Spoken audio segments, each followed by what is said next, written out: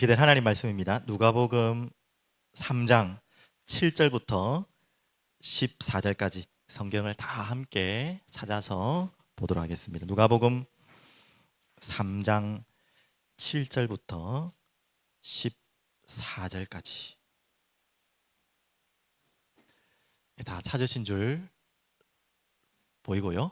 같이 읽겠습니다. 요한이 세례를 받으러 나오는 무리에게 이르되 독사의 자식들아 누가 너희에게 일러 장차 올 진노를 피하라 하더냐. 그러므로 회개에 합당한 열매를 맺고 속으로 아브라함이 우리 조상이라 말하지 말라. 내가 너희에게 이르노니 하나님이 능히 이 돌들로도 아브라함의 자손이 되게 하시리라. 이미 도끼가 나무 뿌리에 놓였으니 좋은 열매 맺지 아니하는 나무마다 찍혀 불에 던져지리라. 무리가 물어 이르되 그러면 우리가 무엇을 하리까? 대답하여 이르되 옷 두 벌 있는 자는 옷 없는 자에게 나눠줄 것이요 먹을 것이 있는 자도 그렇게 할 것이니라 하고 세리들도 세례를 받고자 하여 와서 이르되 선생이여 우리는 무엇을 하리까 하매 이르되 부과된 것 외에는 거두지 말라 하고 군인들도 물어 이르되 우리는 무엇을 하리까 하매 이르되 사람에게서 강탈하지 말며 거짓으로 고발하지 말고 받는 급료를 족한 줄로 알라 하니라. 아멘. 오늘 말씀 제목입니다. 회개에 합당한 열매라는 말씀 제목인데요. 제가 항상 서론에 이 말씀을 준비하는데 어떻게 준비했습니다라는 표현들을 자주 하게 되는데요. 그렇게 말씀을 준비하는 기도하는 마음을 여러분 알았으면 좋겠고요. 또 저는 이 자리에 서서 말씀을 준비하기 위해서 어쩔 수 없이 또 당연히 기도하면서 나왔지만 또 여러분 앉아 계신 분들은 저만큼은 아마 아닐 수 있을 거예요. 또 저만큼보다 더 많이 기도하신 분도 저는 모르지만 계실 수 있겠지만 그래서 이런 이야기를 하는데요. 제가 오늘 먼저 이 말씀을 들어가기 전에 왜 이야기냐면 솔직히 이 말씀을 이번 주 이제 묵상 계속하면서 뭐 저번 주부터 계속 보고 있었지만 이 말씀과 제 마음과 이 괴리가 자꾸 느끼는 거예요. 성경을 읽을 때는 이 말씀이 맞는데 제 마음에는 성경에서 말하는 말씀을 전하고 싶지 않은 거 있잖아요. 좀 특별한 경우를 좀 경험했습니다. 그러면 어떻게 하겠습니까?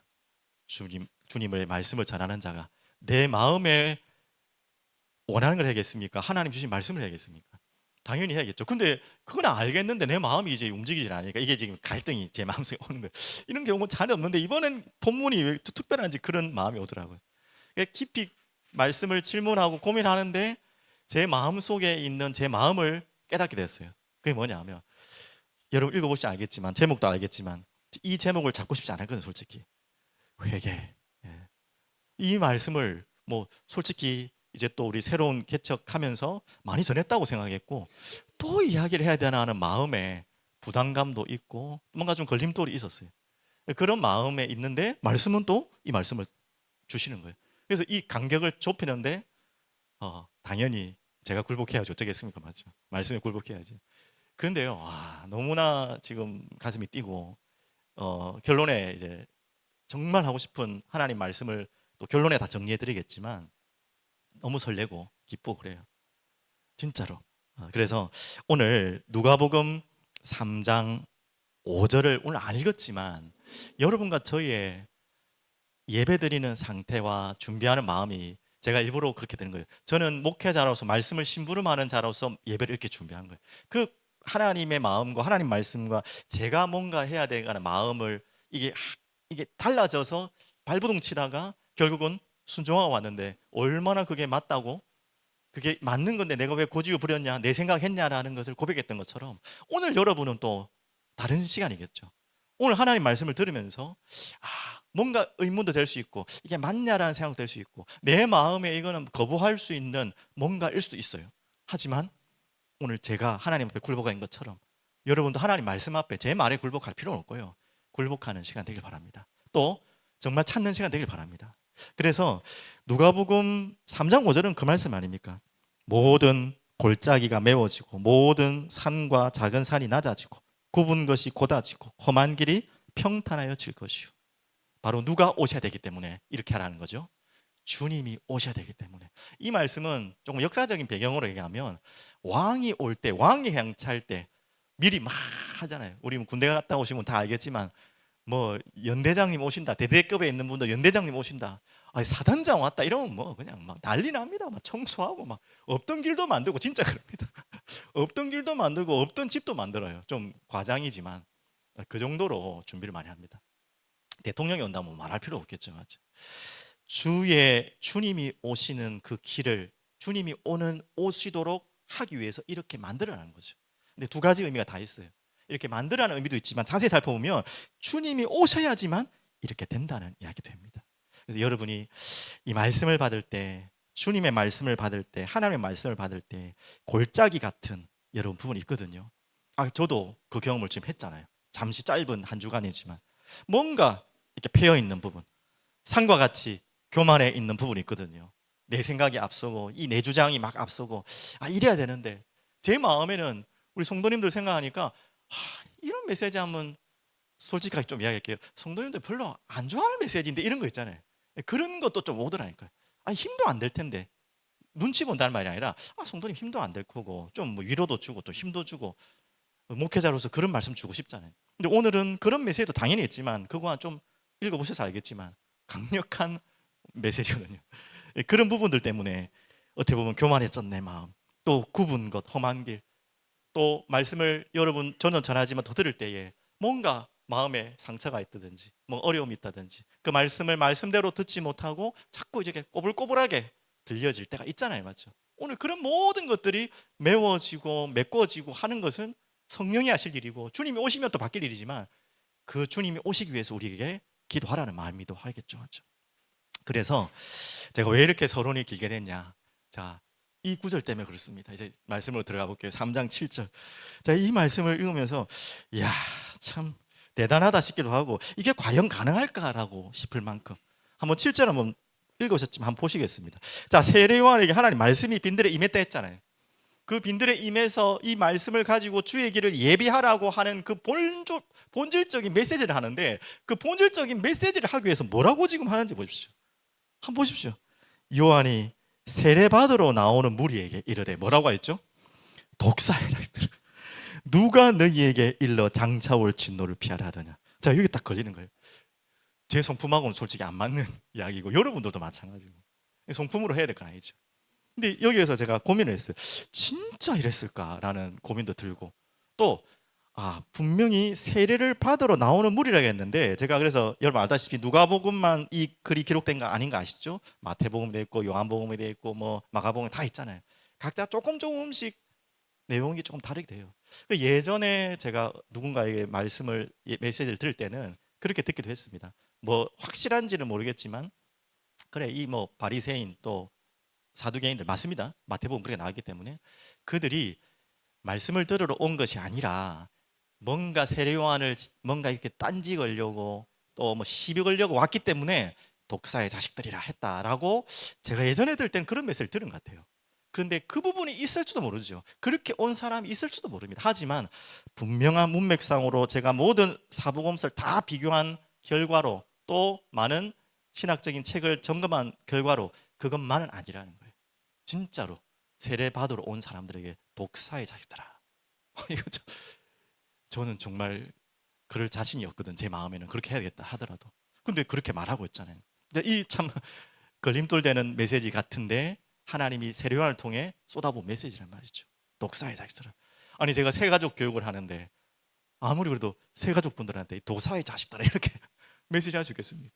여러분들은 이제 뭐 제가 뭔 말을 해도 뭐 시험 들고 낙심하지 않겠지만, 그래도 여러분 앞에서 저를 잘 안다 해도 이 독사의 자식들이라고 있으면 여러분 그게 진짜 말씀의 아멘으로 바뀌겠습니까? 하물며 지금은요 그 정도도 아니에요. 지금 이제 세례 받으러 왔다는 거는 이제 어때 뭐 불신자에서 돌아오려고 하는 사람들이란, 여러분 전도 현장 가가지고 전도 가가지고 만나는 사람한테 이 독사의 자식들아 돌아와라 이러면은 그렇게 전도할 수 자신 있으십니까? 꼭 그런 말은 아니지만 무슨 말 알겠죠? 그런데 더 놀랄 일이 있으면 좀 더 이야기해 볼게요. 그러면서 너희 누이에게 일러 장차 진노를 피하려 하더냐. 8절에는 그러므로 회개에 합당한 열매를 맺고 이 제목을 가졌는데요. 뒤에 계속 나오겠지만 속으로 아브라함이 우리 조상이라 말하지 말라. 내가 너에게 이르노니 왜 독사의 자식들이라고 한 이유들을 이제 쭉쭉쭉 설명한. 무조건 독서를 퍼본 것이 아니라 왜 그렇게 내가 말하고 있는지에 대한 이유를 말하는 거죠. 이 이야기 때문에 그런 거죠. 능히 이 돌들로도 아브라함의 자손이 되게 하리라. 지금 알다시피 바리새인 또 사두개인 맞습니다. 유대인들 맞습니다. 그들에게 한 이야기는 분명히 맞습니다. 하지만 아까 말했듯이 뭐 딴지를 걸고 그냥 한번 구경하러 왔고 뭐 세례요한을 뭐 핍박하거나 그러려고 온 사람에게만 한 이야기는 절대로 아니에요.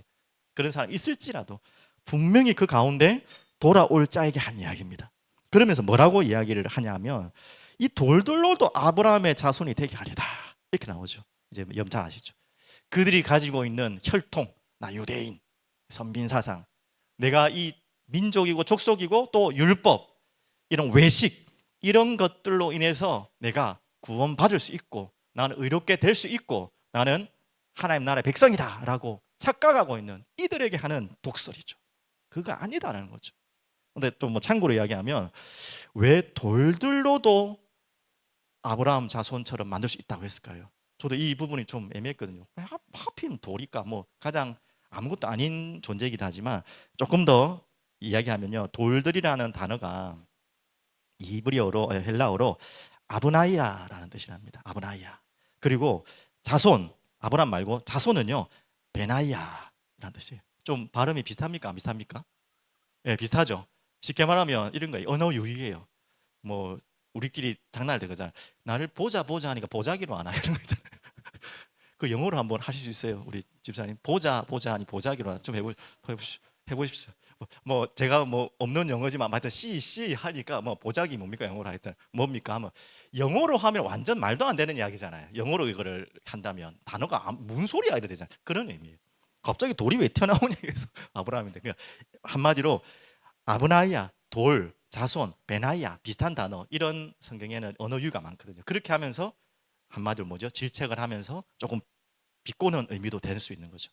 그런 의미로 지금 강력하게 이렇게 말씀하고 있습니다. 그러면서 9절 더 심한 말을 하죠. 이미 도끼가 나무 뿌리에 놓였으니 이제는 그냥 도끼를 들고 딱 도끼질 해보신 분 계시겠지만 나무를 벤 분은 없겠죠. 대부분 맞죠.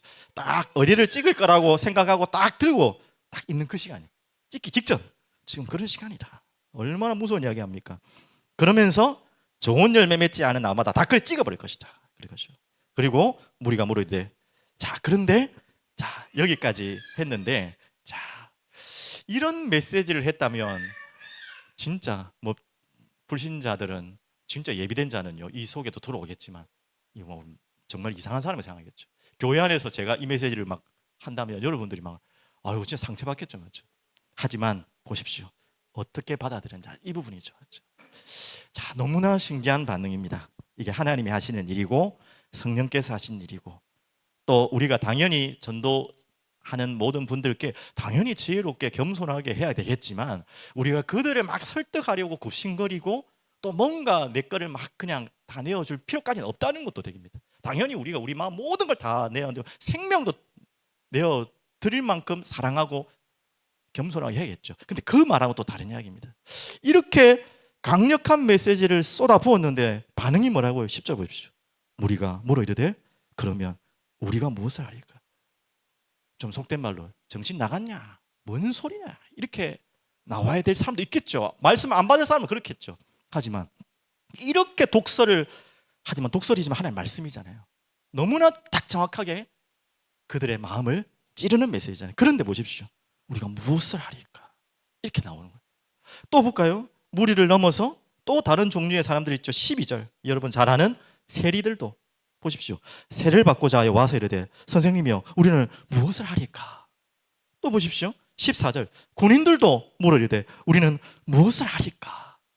참 기가 막히죠.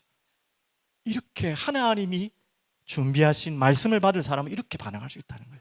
우리가 막 이렇게 독설을 퍼부란 말이 아니라는 거 다 아시죠, 맞죠? 자, 그러면 오늘 제가 그렇게 고민했던 바로 메시지입니다. 바로 회개라는 메시지인데요. 회개는 도대체 무엇입니까? 바로 하나님의 말씀이 임할 때 이렇게 나오는 반응이 바로 회개의 시작입니다. 내가 무엇을 하리까? 마가다락방에 여러분 설교하시잖아요. 베드로의 설교. 오순절날 성령이 임하여서 베드로가 그 앉아있는 자들에게 비슷한, 결국 뭐라고 했냐면 너희들이 예수 그리스도를 십자가 못 박혀 죽였다. 이렇게 독사의 작세란 말은 독설까지처럼은 안 느껴졌지만 완전히 네가 살인자라는 말이잖아요. 여러분 그렇게 말할 수 있겠습니까? 네가 살인자야.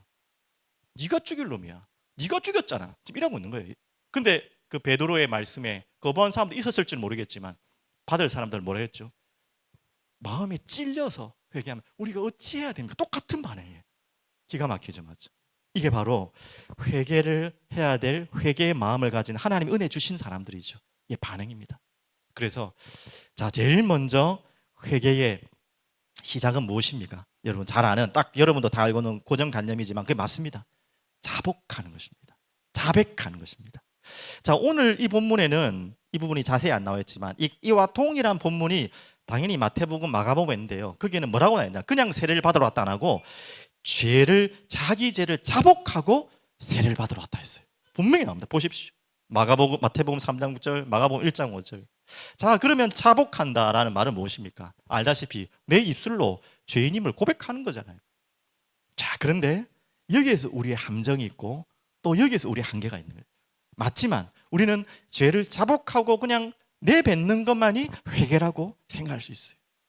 맞죠? 그렇지만 그것이 아닙니다. 여기까지 오기에는 그 안에 어떤 마음들이 있어야 되냐면 여러분 자신을 한번 점검해 보십시오. 죄에 대한 슬픔이 있어야 돼요. 애통함, 눈물이 있어야 돼요. 자기가 지은 죄, 내 죄가 보여지기 때문에 그 애통과 눈물이 있어야 돼요. 그냥 회개합니다, 이게 아니고요.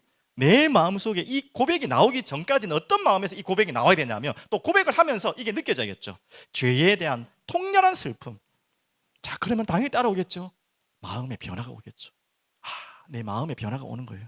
그러면서 이제 대지 2번으로 하겠지만 그 속에서 오는 내 삶의 결단과 내 삶의 변화가 입증될 만큼 거기까지 가는 것을 가지고 회개라고 합니다. 그래서 이것을 가지고 우리가 자백하는 거예요. 그냥 말로만 잠시 위기를 모면하기 위해서 잠시 그냥 느끼니까 무서우니까 막 있잖아요. 혹시나 뭔 일이 생길까 봐, 아니면 또 뭐 너무나 좀 무서운 분이 계시기 때문에 잠시 내가 하려고 하는 그걸 회개라고 생각하시면 안 된다는 거죠. 맞죠? 진짜 통렬하게 죄에 대해 슬퍼하고 거기에 대해서 비참해하고 마음이 변하고 내 삶이 더 이상 그렇게 가지 않아야겠다는 결단까지 와야 되는. 자, 여기서 또 질문이 있겠죠. 그래도 잘 안 되기도 합니다. 그래도 잘 안 받기도 합니다. 하지만 여기서부터 하나하나 바뀌어 나가는 것입니다. 근데 이거 없이 우리가 계속 직진하고 있는 거예요. 이 회개했다고. 그러면 어떤 일이 나느냐? 자, 여러분 이미 요한일서를 통해 다 같이 은혜를 나누었지만 여러분 한 번 더 이 죄를 자복한다는 의미에서 조금 더 설명하겠습니다. 이렇게 되면요, 어떻게 보면 내 자신이 참 비참해지는 것 같고 좀 이렇게 뭔가 눌려지는 것 같고 막 어딘가에 꽉 이렇게 되는 것 같죠. 힘 빠지는 것 같고 낙심될 것 같죠. 아니에요. 여러분 그런 회개의 진정한 경험을 해보신 분들은 제 말에 아멘하고 동의하실 것입니다. 아직 그 경험 안 하신 분들은 에이 뭐 자꾸 회개해 막 우리 다 끝났는데 아이고 뭐 자꾸 힘 빠지게 왜 그래. 혹시 제가 이 망설였던 이겁니다. 혹시 회개를 잘못 오해할까 봐.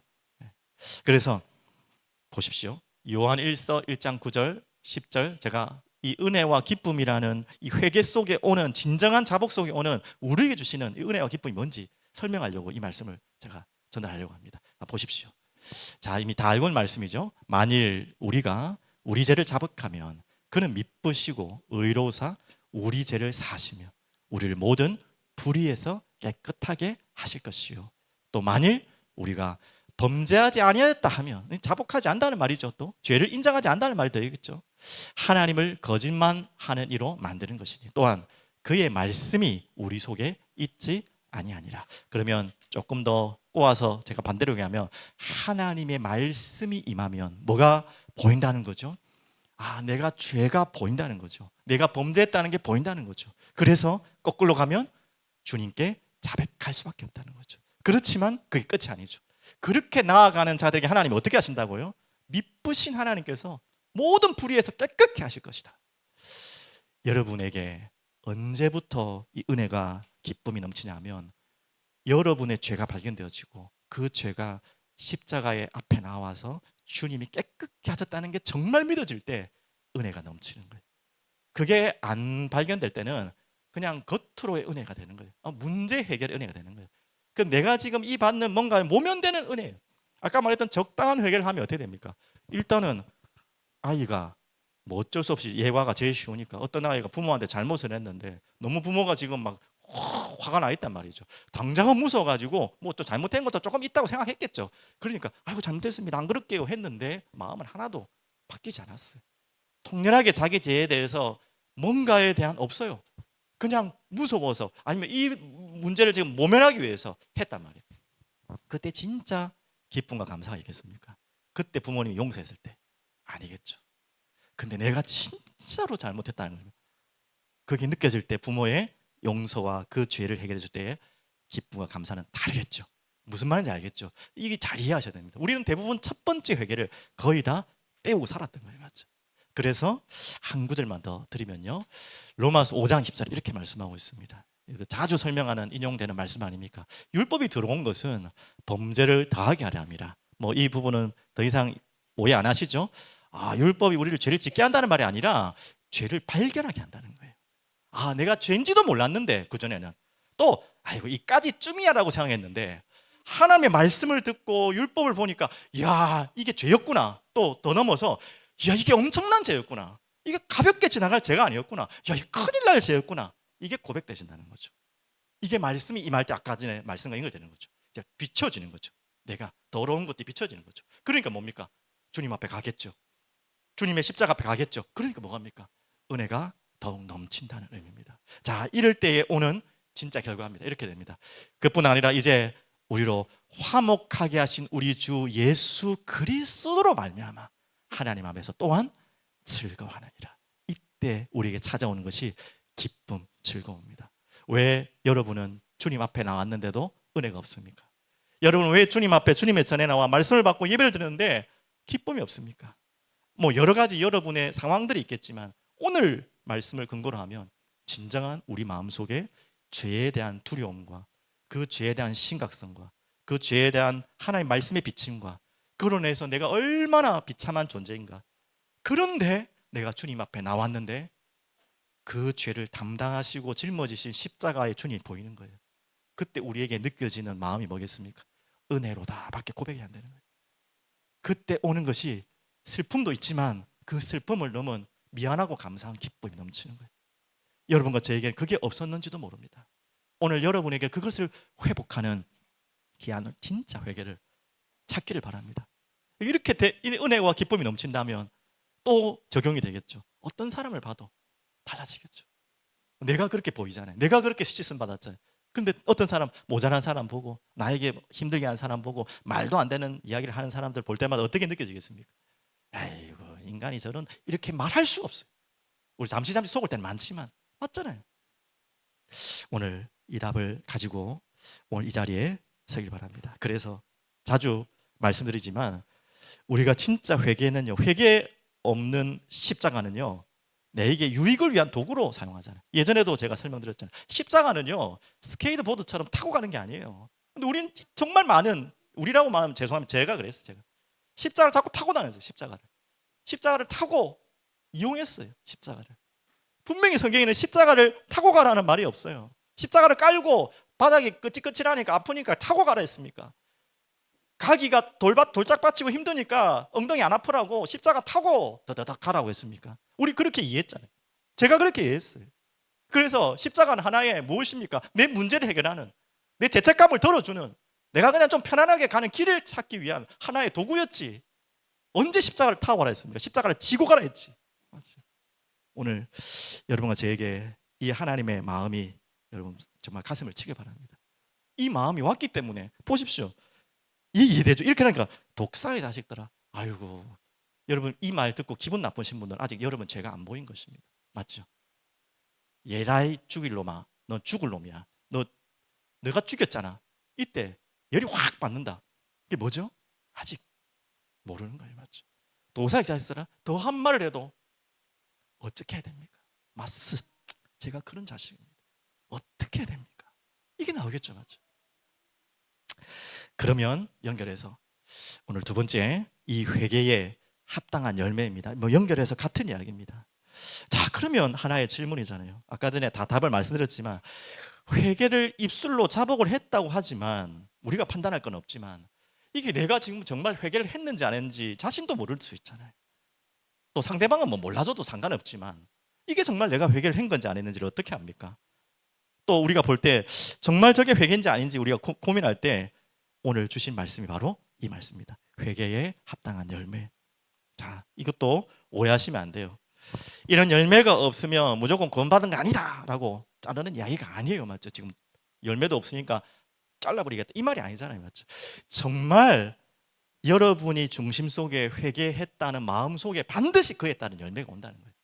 열매를 보고 안다는 말이 그 말입니다. 거꾸로 이걸로 투자하는 거죠. 반드시 여러분에게 진정한 회개가 있었다면 반드시 진정한 회개 열매가 열리게 되어 있어요. 어쩌다가 아닐 수도 있죠. 그거는 세상 일이고 영적인 것은 완벽합니다. 그렇게 될 수밖에 없어요. 또 한 가지 주의할 것은 자주 말씀드리지만 시간은 다를 수 있어요. 그 열매가 빨리 열매 맺는 분도 있고 조금 그 과거에 너무나 오랫동안 굴곡된 게 많았기 때문에 조금 시간이 길게 늦게 열매 맺긴 하겠죠. 그 차이는 기다려줘야겠지만 분명히 열매는 속이지 못해요. 그 열매를 속일 수가 없어요.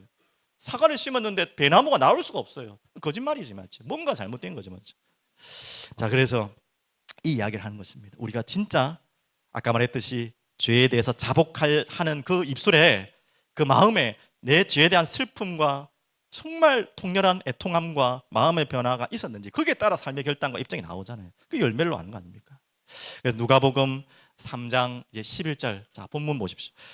11절부터 쫙 이제 무엇 어떻게 하리까라는 질문을 했을 때 저는 처음에 읽을 때는 메시지가 약해 이런 생각했다. 아니 이런 중요한 지금 돌아오려고 하는 사람한테 왜 이런 그냥 율법적인 이야기들을 할까라고 처음엔 읽었다니. 그래서 제가 좀 망설여진 거예요. 근데 돌이켜보니까 야 너무나 맞는 이야기죠.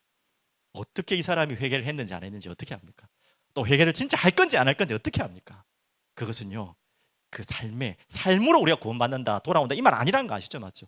그 삶의 열매를 보면 알아요. 이 사람이 정말 회개했구나 돌아왔구나.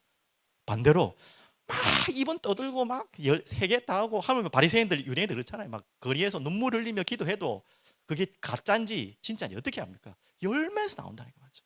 오늘 그 이야기입니다. 그래서 한번 불편한 이야기를 합니다. 가벼운 이야기였지만 불편한 이야기입니다. 11절 보십시오. 대답하여 이르되 어떻게 하리까 하니까요 옷 두 벌 있는 자는 옷 없는 자에게 나눠줄 것이요 먹을 것이 없는 자도 그렇게 할 것이요. 자, 이게 제일 첫 번째 이야기인데요. 이거 뭐 옷 나눠주고 이거 상식 아닙니까? 아니면 세상에서 다 하는 이야기 아닙니까? 라고 말할 수 있지만 굉장히 중요한 이야기예요. 옷 두 벌이 있는 자.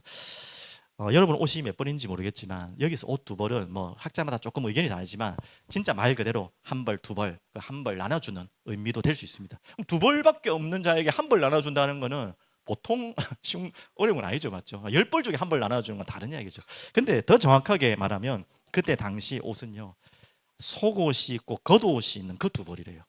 그러니까 한 벌인 거예요. 쉽게 말하면 겉옷과 속옷 그것을 두 벌로 한 거예요. 그러면 결국은 한 벌이죠. 그러면 겉옷을 벗어두든지 아니면 겉옷을 잘라서 두든지 한 벌 가지고 나눠 입으려는 거예요.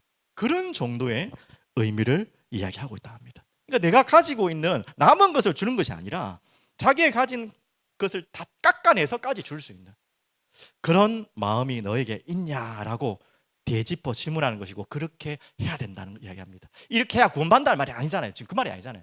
반드시 네가 하나님 앞에 돌아오고 회개한다면 이런 말들이 이런 마음들이 와야 된다. 이렇게 해야 된다라고 이해하시면 되겠죠. 또 두 번째는 세리들 12절 보십시오. 세리는 여러분 다 아시잖아요. 이 세금을 강탈해서 먹고 사는 아주 악한 나쁜 존재로 이해했죠. 근데 하지만 그들은 어떻게 했습니까? 세례를 받고자 하여 세례되 무엇을 할까 하니까 부과된 것 외에는 거두지 말라 하고 이렇게 말했고요. 또 같이 연결하면요 군인들도 비슷합니다. 여기에서 말하는 군인은 세리와 연결된 군인들이라고 합니다. 로마 군인일 수 있지만 그거보다는 로마 군인 밑에 있는 유대인 있잖아요, 관리들. 그래서 세리와 결탁을 해서 함께 강탈하고 빼앗아가는 있죠. 거짓으로 고발하고 급료를 좋게 막 뺏어가는 그런 그 같이 이야기하면 됩니다. 한마디로 이야기하면 뭐죠? 제일 첫 번째, 죄인지 모르고 있었던 죄. 여러분 있잖아요, 맞죠? 분명히 그것을 먼저 밝히는 것입니다. 그리고 죄인지는 알고 있지만 아이고 뭐 다 원래 그런 거지 뭐 이놈 저놈 다 하니까 뭐 세리 뭐 다 똑같이 시대가 그런 거지 하면서 조금 죄인 것까지는 알았지만 무감각해져 가지고 젖어 있는 사람들 분명히 있겠죠. 또 한 부류도 있겠죠. 죄인지 분명히 알고 어느 정도 뭔가 찝찝한 가슴 속에 공허하고 이거 아닌데 하는데도 그냥 어쩔 수 없이 하고 있는 이런 부류들이 있겠죠. 맞죠? 오늘 여기에서 완전히 뭐라고요? 돌아오라는 것입니다. 진짜로. 맞죠? 이렇게 돌아오라 이 말이죠. 그래서 분명히 이 죄에 대한 회개는 열매로 보이기 때문에 너희들이 지금 이걸 결단하지 못했다, 이걸 하지 않는다는 말은 너희들은 돌아온 거 아니다 라고도 판단하겠다라는 의미도 될 수 있겠죠. 맞죠? 그래서 누가복음 6장 43절 45절에도 그 메시지예요. 그 열매에 따라서 반드시 그 나무에 따라서 열매를 보고 그 나무를 알 수 있다. 자, 그 메시지를 하는 것입니다. 자, 그러면 조금 더 적용해서 합당한 우리에게 회개의 열매입니다. 여러분 잘 아는 이 부분은 좀 함께 찾아보면 좋겠어요. 갈라디아 5장입니다. 찾아보시죠. 성경 308페이지, 9페이지 좀 되겠네요. 갈라디아서 5장. 우리에게 진정으로 주님 앞에 회개하고 돌아온다면 이런 삶의 열매들로 우리는 인도받을 수밖에 없어요. 또 이렇게 인도받으려고 발버둥 치게 돼 있어요. 한순간에 안 될 수 있겠지만 맞죠. 자, 갈라디아서 5장 16절 보셨습니까? 한번 보셨으면 308페이지 다 한번 읽어볼게요. 내가 이르노니 너희는 성령을 따라 행하라. 그리하면 육체의 욕심을 이루지 아니하리라 말씀하시면서 쭉 나오는데요. 22절, 24절로 넘어가겠습니다. 바로 자, 어떤 열매입니까?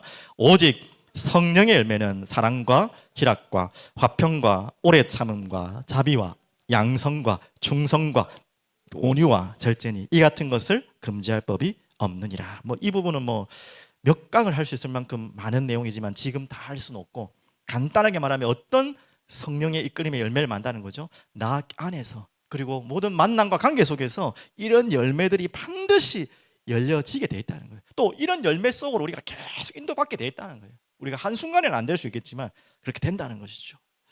그러면서 또 갈라디아서 6장 바로 옆에 있죠. 7절에서 9절 한번 같이 보겠습니다. 보셨습니까? 스스로 속이지 말라. 하나님은 업신여김을 받지 아니하시나니 사람이 무엇으로 심든지 그대로 거두리라. 맞죠? 열매로 안다. 합당한 열매. 우리는 속일 수 있겠죠. 하지만 나는 나 자신에게 안 속아요. 참 무서운 이야기 아닙니까? 나도 나 자신에게 속을 수도 있겠지만 나 자신 알아요. 또 더 중요한 것은 하나님은 속지 않으십니다. 반드시 그대로 심는다. 자, 8절에 그래서 자기 육체를 위하여 심는 자는 육체로부터 썩을 것을 거두고 그렇게 되겠죠. 성령을 위하여 심는 자는 성령으로부터 영생을 거두리라. 그러면서 9절에 우리에게 또 혹시나 포기하지 않도록 하기 위해서 9절 나왔죠. 우리가 선을 행하되 낙심하지 말지니 포기하지 아니하면 때가 이르면 거두리라. 맞죠? 한순간에 되지 않을 수 있어요. 하지만 반드시 여러분이 진정한 하나님 앞에 말씀이 비춰져서 죄임이 깨달아지고 통렬히 그 부분에 대해서 비춰진다면 여러분이 포기하지 않고 낙심하지 않고 끝까지 간다면 하나님은 성령의 열매를 맺게 하실 것입니다. 그래서 절대 낙심하지 마시고 포기하지 마시고 그리고 중요한 것은 심는 대로 거둬진다는 거. 여러분 이걸 꼭 기억하셔야 돼요. 그래서 다시 전체를 정리하면 우리가 가장 받고 싶은 게 있잖아요. 뭡니까? 믿음의 사람들은 받고 싶은 게 뭡니까? 성령 충만이죠. 오늘 이야기는요, 성령 충만과 같이 연결되는 이야기입니다. 성령의 열매. 여러분 성령 충만의 최고의 열매를 얻기 위해서 우리에게 오늘 가장 필요한 게 뭔지 아십니까? 바로 진정한 회개라는 것입니다. 여러분 성령 충만 받으려고 얼마나 발버둥쳤습니까? 얼마나 많은 기도와 기도문을 읽어가셨고 무언가를 많이 하셨습니까? 맞습니다. 그것도 분명히 성령 충만으로 가는 길이 맞습니다. 하지만 그 길 속에 우리가 놓치고 있던 이정표가 있었어요. 가장 중요한 시작이죠. 마지막이 될 수 있는 회개라는 이 진정한 회개라는 길을 가지 않았던 거죠. 그리고 뭔가를 받기 위한 에너지를 얻기 위한 뭔가 내가 막 힘 빠져 있으면 힘을 얻기 위한 뭔가의 도구를 찾기 위해서 우리가 발버둥 쳤지 진정으로 주님 앞에 나와 회개하는 그 속에서 얻는 성령 충만을 우리가 구하지 않았거든요. 이것만 놓치고 또 우리는 다 했던 거예요. 그러니까 뭐 힘을 얻는 것 같은데 아닌 것 같고 은혜를 받는 것 같은데 아니고 맞죠? 뭔가에 집중하고 기도하면 절에 다니는 사람도 힘 얻어요. 명상하는 사람도 얼마나 힘을 얻습니까? 그거하고 같으면 안 되잖아요. 우리는 어떤 겁니까? 그 가장 어떻게 보면 키가 오늘 말씀 회개입니다. 회개. 그로 인한 확당한 열매가 성령 충만의 열매가 오는 것입니다. 맞죠? 오늘 이 부분을 여러분이 잘 확인하시기 바라겠습니다. 그러면 여러분이 한 번만 더, 이거는 지나가는 이야기지만 좀 중요한 얘기입니다. 여러분 자신을 점검해요. 누구를 지금 보면서 누구를 생각하지 마십시오. 저도 자꾸 그런 이제 비판하는 의식들이 자꾸 제 마음속에 있어가지고 하나님 앞에 또 회개했어요. 그거는 그 다음이고, 내가 내 자신을 보면서 여러분 분명히 여러분을 점검하는데, 내가 지금 회개를 이게 된 건지 안 된 건지에 대해서 여러분 자신을 점검할 때 한번 봤으면 좋겠어요. 제일 첫 번째, 오늘 말씀 나온 것처럼 자복하지 않아요. 예. 뭐 하죠? 자복하지 않고 거짓말하고 덮으려고 해요. 무서워서 그렇게도 하겠지만 우리 자신이 아직 회개의 길로 서지 않았다는 거죠. 자, 그러면 두 번째는요, 자복을 하지 않으려고 하는데도 들킬 수 있잖아요. 우리가 그 죄가, 뭔가 실수가.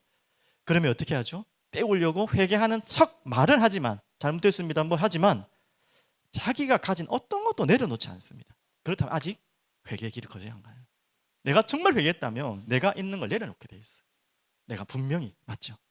내가 내 자신도 내려놓잖아요. 그래, 맞습니다. 내가 죽일 놈 맞습니다. 내가 죽어야 됩니다. 나를 비참하게 말하는 게 아닙니다. 그리고 또 이렇게 돼요. 또 여러분이 회개에 대해서 여러분이 아직까지 안 왔다는 말은, 내가 여러분이 회개를 이제 자복하고 뭐 들켜서 어떻게 했는데 누군가가 자꾸 나에게 뭔가를, 내 잘못된 그 부분을 질책할 때 이렇게 나올 수 있죠. 자꾸 했는데 왜 자꾸 그러냐, 그만 좀 해라. 이것도 아직 회개한 거 아니에요. 회개는 끝까지 하는 것입니다. 또 회개는 하나님께 하는 것이 맞습니다.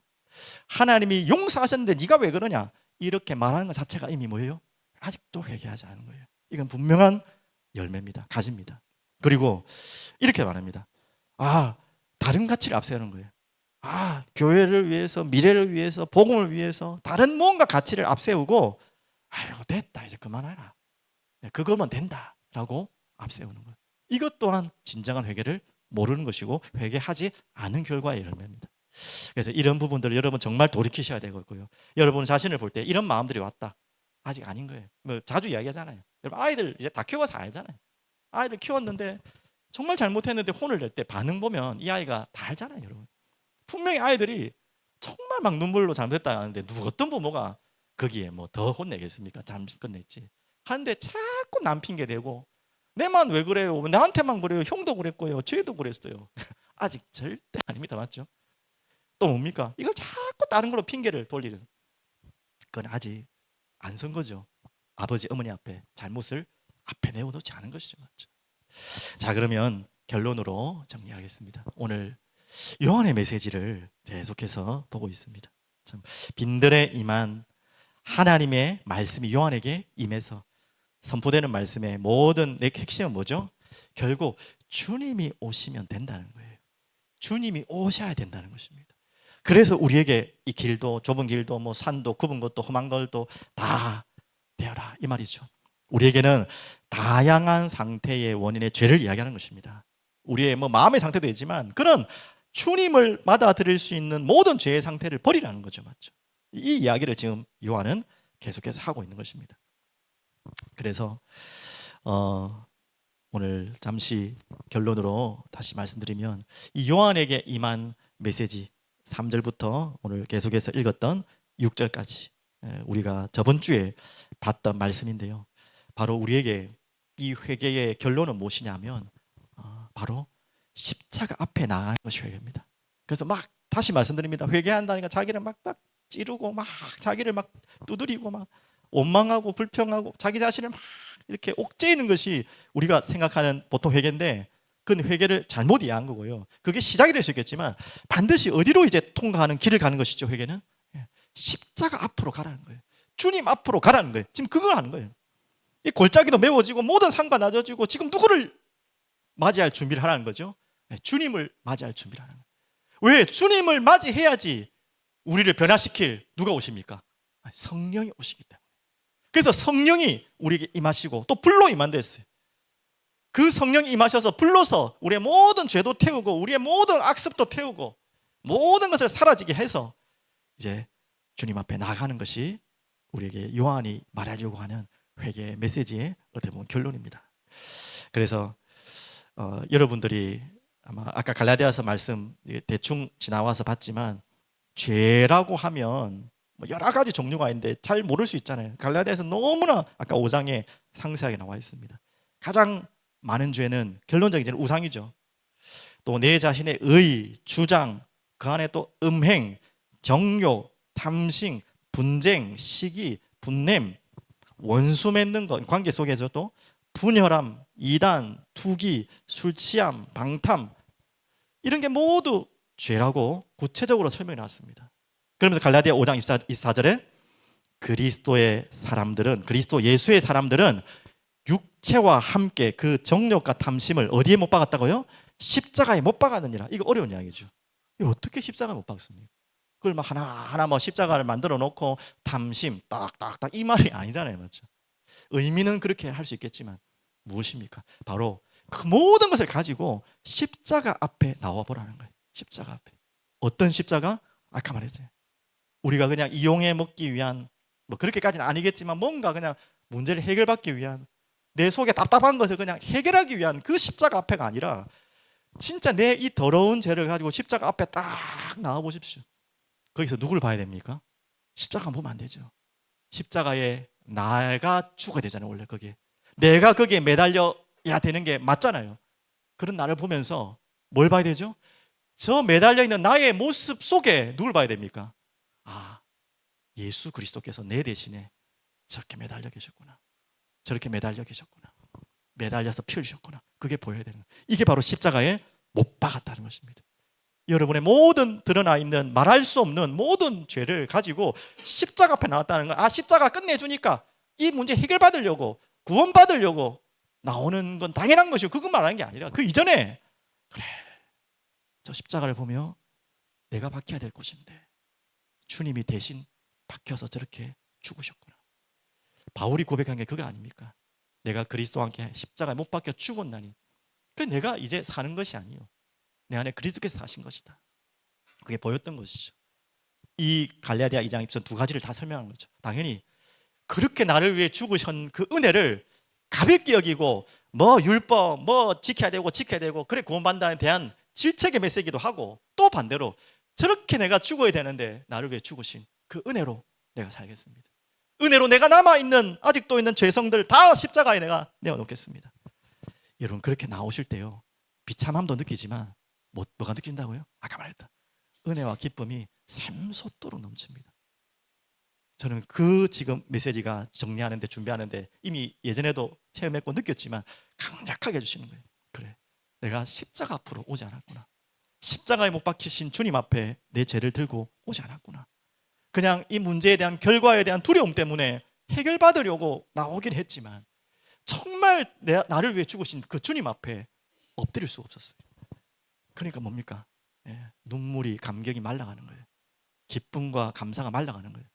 찬양과 주님을 향해 두 손 들고 부르짖는 입술이 메말라가는 거죠. 왜? 문제 해결 받았기 때문에. 할렐루야니까.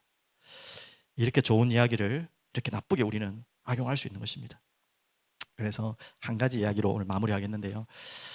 정말 이렇게 회개했던 분 자주 설명드리지만 한 분만 제가 소개를 드리면요, 지금 유대인 초대교회 말고 우리 한국의 초대교회 있잖아요.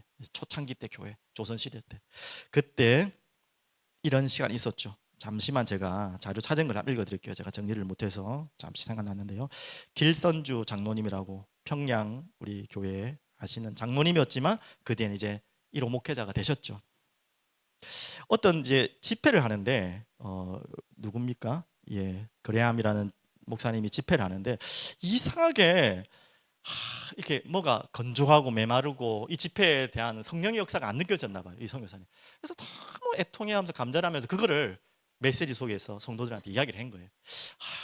뭐가 지금 뭔지 모르겠지만 이게 뭔가 성령의 강한 임재와 이게 뭔가가 지금 없는 것 같습니다. 왜 그럴까요? 하니까 지금 이 길선주 장로가 나와서 기도회 중에 나와서 뭐라고 이야기를 했냐면 자기 친구와 가장 가까운 친구가 죽었겠죠. 미망인을 속인 죄를 자백한 거예요. 그 미망인의 재산을 아마 관리를 좀 해줬나 봐요. 근데 깨끗하게 관리를 해야 되는데 그거를 자기가 이렇게 했나 봐요. 횡령식으로 했나 봐요. 그게 이제 가슴속에 꽉 부딪히면서 그거를 그 성도들 앞에서 고백을 한 거예요. 저 때문입니다.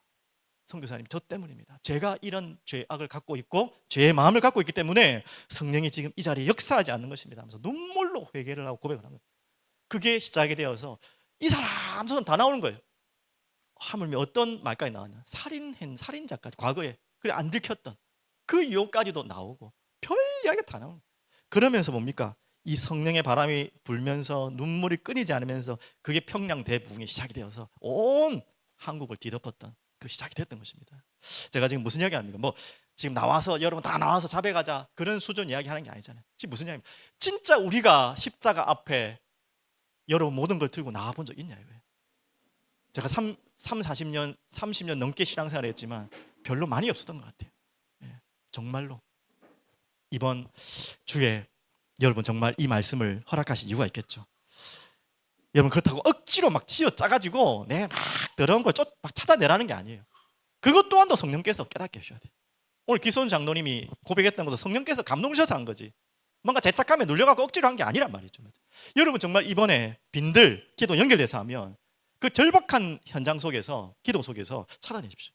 하나님, 나의 이 정말 십자가 앞에 죽어야 될 수밖에 없는 이게 정말 보여질 수 있도록, 억지로 많이 기도하다 보면 또 생각나요. 또 마음에 오신 게 있다면 정말 더 좋고요. 진짜 하나님 앞에 나가서 정말로 하나님 앞에 십자가 앞에 나와서 기도하실 때 어떤 일을 한다고요? 그때 이제 말씀을 받을 여러분은 시간이 된 거예요. 뭐래요? 내가 다 이루었다. 우리는 그 상황이 없이 맨날 붙잡은 게 다 이루었다. 우리는 그거 붙잡았잖아요. 십자가 앞에 나오지도 않아놓고 그 문제를 때우고 해결받기 위해서 나왔지, 진짜 통렬히 내 하나님 앞에 나를 위해 죽으신 십자가 앞에 나오지도 않아놓고 뭐만 붙잡아요? 다 이루었다만 붙잡고 있는 거예요. 다 끝났다만 붙잡고 있는 거예요. 그러니까 뭔가 좋긴 한데 미안함과 감격이 없는 거죠. 오늘 여러분 바뀌시길 바랍니다. 저부터 바뀌길 바랍니다.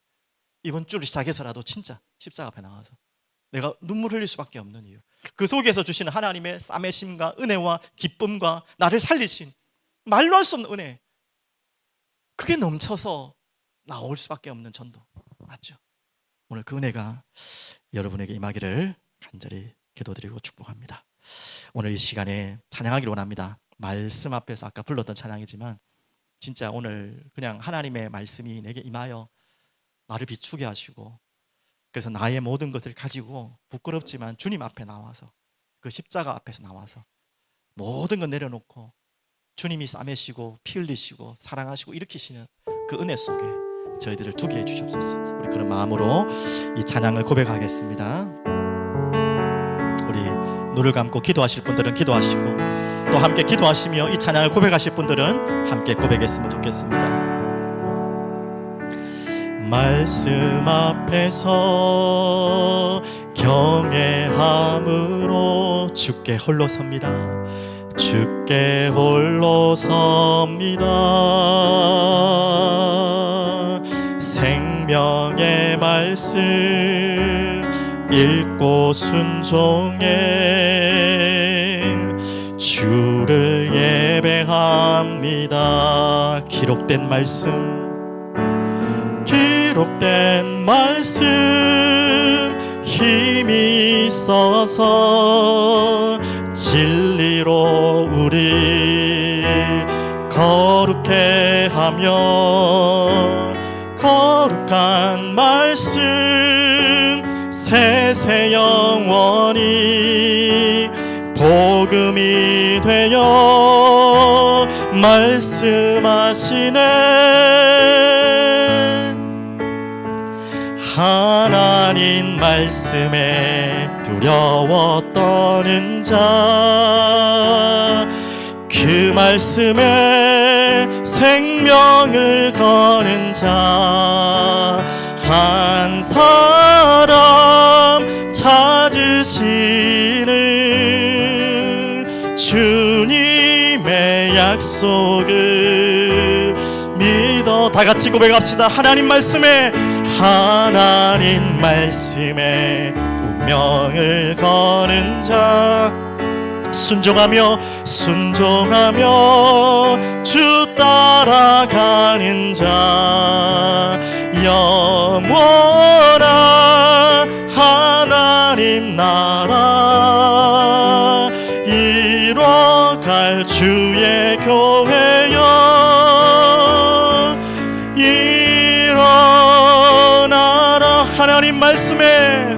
하나님 말씀에 두려워 떠는 자, 그 말씀에 생명을 거는 자, 한 사람 찾으시는 주님의 약속을 믿어 하나님 말씀에 순종하는 자, 하나님 말씀에 운명을 거는 자, 순종하며 따라가는 자, 순종하며 주 따라가는 자, 영원한 하나님 나라 이뤄갈 주의 교회여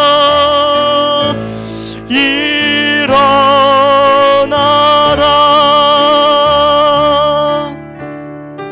주님, 오늘 주님의 말씀이 한 사람 한 사람에게 임하여 그 말씀에 생명을 걸고 순종하며 따라가는 한 사람 한 사람도 일어나 주의 교회가 일어나게 하여 주옵소서. 주의 교회가 일어나 죄악 가운데 있는 세상에 예수 그리스도의 복음의 말씀을 선포하게 하여 주시옵소서. 예수 그리스도 이름으로 기도합니다.